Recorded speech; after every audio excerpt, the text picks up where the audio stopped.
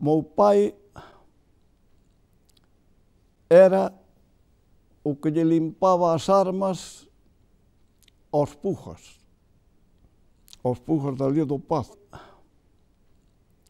A máis era o que lle cortaba o pelo. Era barbeiro, pero barbeiro bo, senón xa non quería. Cando había que levar ao picadillo, o meu pai chamaba aos bois, chegaba a casa esa, había que axudalo a descargar, e tiñan unha escaleira así beixiña detrás do carro. Pero como era moi gordo, pois había que axudar a beixalo. E despois saía aí pola tardiña, así baixa ou eso, iba a buscar outra vez. El picadillo venía un carro, cuando lo traían aquí a Anzobre, venía un carro una carroza de 2 caballos. 2 o 4, 2 o 4. Pesaba 4, entonces se dice, 400 kilos, podía ser. Era un hombre enorme. Era o galo da Coruña, movía a Coruña inteira. Os caseiros, que éramos case todos caseiros deles, e había que pagar, na nosa casa pagábamos 110 ferrados de trigo.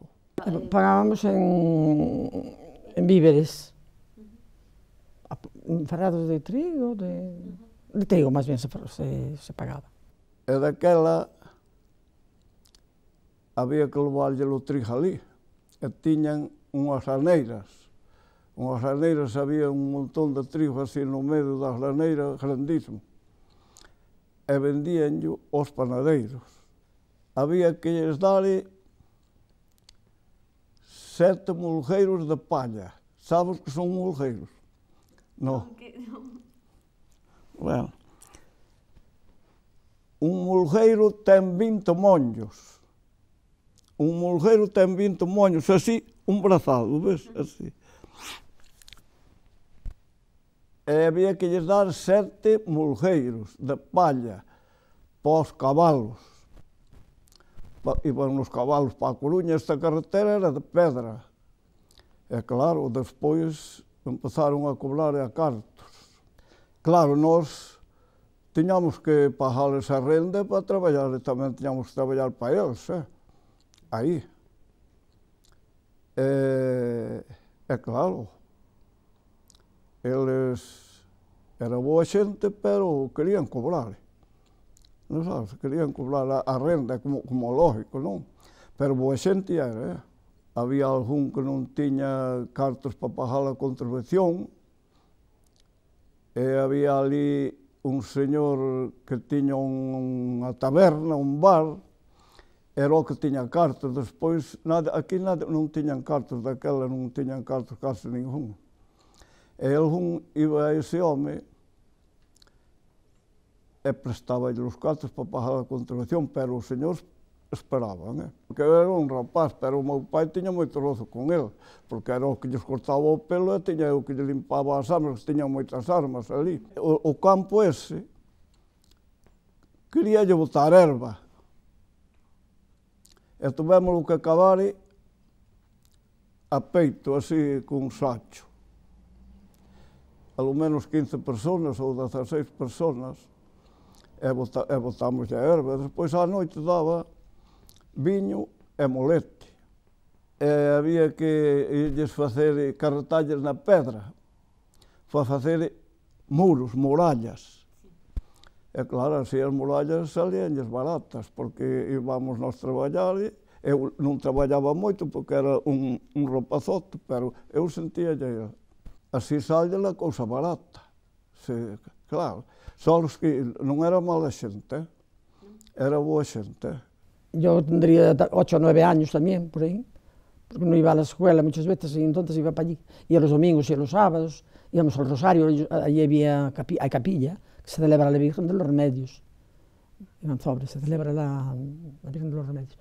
Y íbamos para allí, íbamos al Rosario, ya íbamos temprano, y yo como tenía mucha confianza con la cocinera, que era de otro pueblo, me metía allí, me daba de comer, que era lo que yo quería, me daba croquetas, que nunca las comía en mi casa, que no podía comer, no había sobras. No había sobras, como se non fuera de Brona. Aos 12 anos salía xa prácticamente da escuela, E esa edad foi cando empecé un treio xa aí no Pazo de Anzobre. Había outro encargado que estaba ali tamén xa levando o tema. Pois mire, un treio para axudarlle no xardín. Despois foi cando me levaron para a Coruña para un chalé que tiñan na Coruña. Marchaba o lunes, comía e dormía con eles ali na casa, no chalé.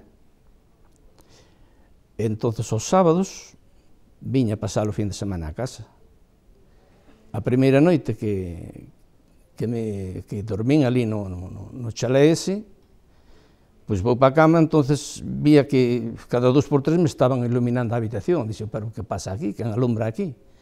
Entonces me levanto, me sento nunha silla, mirando para a ventana, daba frente mismo a que a ensenada de Riazor e a punto onde está a Torre de Hércules. Eu vi aquel foco daquela maneira, e dixo, que será isto que ilumina, non? Pensei que iluminaba, pois, a ciudad, a Coruña. Despois de estar cansado de mirar para aquela luz, pois, bueno, tiña que ir dormir, entón, outro día lle pregunto a criada que significaba aquela historia que virei eu ali. Entón, cando me dice que era a Torre de Hércules. Despois foi cando viñan, tuve xa aquí no Pazo de Anzobre. Aquí xa estuve sempre prácticamente levando o control do que era o Pazo, cando era xa un poquinho maior, porque eu era o que levaba todo o mantenimento do Pazo, non? Pois houve unha avería grande na casa, na salida dos registros das casas. Pois mira, entonces me preguntaron se podía facer. Dixo, pois sí, porque se pode facer. O día que estea libre, que me coincida libre, pois o fago. Pero durante 24 horas ao mellor non pode correr agua por aquí. Entonces dime a encargada, non te preocupes que le voy a preguntar a los señores cómo se va a arreglar el tema. Ya te le digo, si se hace o no. Bueno, me dicen que sí. Pois botaron 24 horas, non sei onde irían facer piso, o resto, 24 horas sin utilizar. Eran 13 personas, entre todos, o sea que, por iso digo, este señor seguramente se acordou máis dunha vez do albañil que andaba aquí, que me fixo ir ao monte, que nunca fun. Este señor, pois, ele era director de autopistas do Atlántico. Entonces me emplea na autopista do Atlántico como viajista, e aí tiña o traballar a turnos, se estabas pola mañá no traballo ali, pois polas tardes, ao mellor tiña que estar eu pendiente de cousas que pasaban no Pazo. Entón, tiña esa tarde libre. Se pola tarde iba a traballar, esa mañán estaba para estas cousas. Entón, un día me comunica de que de Madrid iba a vir un cargamento de material, ordenadores, bueno, cousas desas, e que o recibira e que o puxera no sitio, na zona onde me mandou que se puxera, non? Bueno, pois ven este material, pasa un pouco de tempo, me comunican que van vir unhas señoras de limpieza. Dixo, pero de onde? De Madrid. Entón, digo eu, de Madrid unhas señoras de limpieza. Non hai aquí señoras de limpieza. Para mí, non. Entón, veñen este equipo de personas de limpieza co seu encargado, pero pasan uns días, me comunica que vai vir outro equipo de personas para a cociña. Entón, digo eu, como a experiencia tiña, dixo, amigo, aquí algo gordo se vai cocer, que pasa aquí? Que pasa aquí? Eu non podía preguntarlle a nadie quen vai vir, quen é. O sea que ti te rompes a cabeza averiguando que pode ser o que vai pasar. Entón, ao estar todo montado, limpieza, cociña, ven a terceira tropa, que eran 5 señores. Bueno, estes 5 señores, máis que señores, parecían dioses, vamos. Entonces, andaban con eles como palmitas, e dixo, quen será esta tropa, quen será? Eu, pa min, dicía, pero quen será, como será? Entonces, pa min era un cabramento de cabeza porque non chegaba a adivinar a importancia daquela xente daquela maneira, mas todos de Madrid, o único gallego eu, a cargo de mantenimento de toda esta xente. Bueno, isto foi durante 2 meses, non? Estes señores marchan, e dali a pouco tempo o Pazo é ocupado outra vez por xente do Opus Dei para facer actividades as actividades que fai o Opus Dei. En todas as mesas que había revistas do Opus Dei, pero eu conocía a xente da revista, porque antes había estado con eles no Pazo. Entón, tanto me chamou a atención aquela revista que eu collo e me levo a revista para a casa, e na casa reviso-a, a miro, a leo, e me dou conta quen era a tropa que eu anteriormente había estado con ela. Entón, o outro día, cando vou a buscar a lista que a encargada me tiña para facer o reconocimiento da casa, como sempre había destas revistas polas mesas, digo, a este señor o conozco eu. Entón me dice a encargada, Arturo, pois claro que o conocerás, que este señor é un señor moi importante. Este señor sale na televisión, sale na radio, sale nos periódicos, sale en todos os medios de comunicación. E dixen eu, non sei se sale nos medios de comunicación, ni sei o importante que é, pero con este señor estuve eu aquí dentro deste pazo.